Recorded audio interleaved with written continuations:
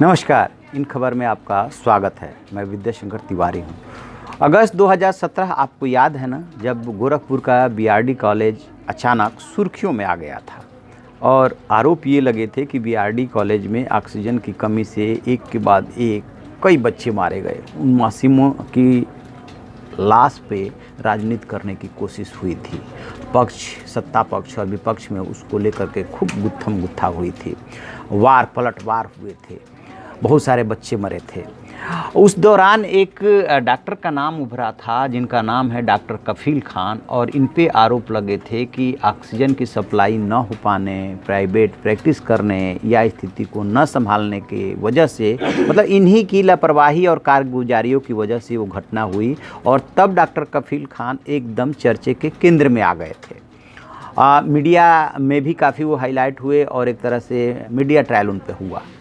और अब जो रिपोर्ट आई है, जांच रिपोर्ट आई है, उसमें माना गया है, जो प्रमुख सचिव हैं हिमांशु कुमार, उनकी जांच में माना गया है कि कफील अपनी ओर से चिकित्सीय लापरवाही के दोषी नहीं है। उन्होंने 11 अगस्त 2017 की रात को स्थिति को नियंत्रित करने के लिए सभी प्रयास किए थे। उस समय 54 घंटे से अस्पताल में ऑक्सीजन की कमी से निपट रहा था, मतलब 54 घंटे से अस्पताल में ऑक्सीजन नहीं था।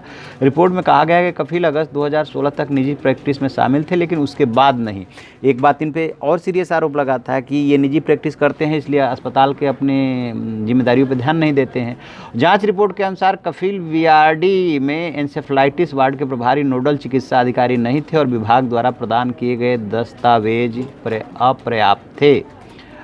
अब ये फिर बात आ रही है कि जांचकर्ता हिमांशु कुमार की रिपोर्ट में यह भी कहा गया कि चिकित्सा शिक्षा के महानिदेशक द्वारा पूर्व में की गई जांच में कफील द्वारा निजी प्रैक्टिस के आरोपों को खारिज कर दिया गया था।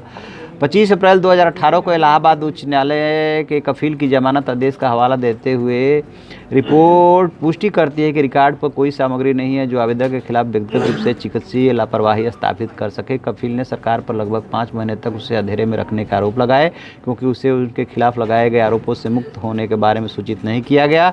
अभी तक वास्तविक अपराधी को नहीं पकड़ पाई है, मुझे बलि का बकरा बनाया गया है। तो कफील की इस बात में यदि जाँच रिपोर्ट में ये बात आई है और उन्हें 5-6 महीने तक सूचित नहीं किया जाता है और वो पाक साफ पाए जाते हैं, तो उनकी बात ये सही है कि उन्हें बलि का बकरा बनाया गया और समय से सूचना भी नहीं दी गई। इसके अलावा उन्होंने मीडिया ट्रायल झेला, लोगों के आक्रोश और गुस्से को झेला, और अब पाया गया है कि उनका तो कोई दोष था ही नहीं।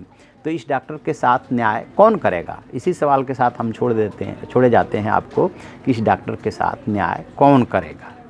तो आप ऐसी खबरों के लिए देखते रहिए हमारा डिजिटल चैनल इन खबर। Thank you. इन खबर चैनल को सब्सक्राइब करें और बेल आइकन दबाना ना भूलें।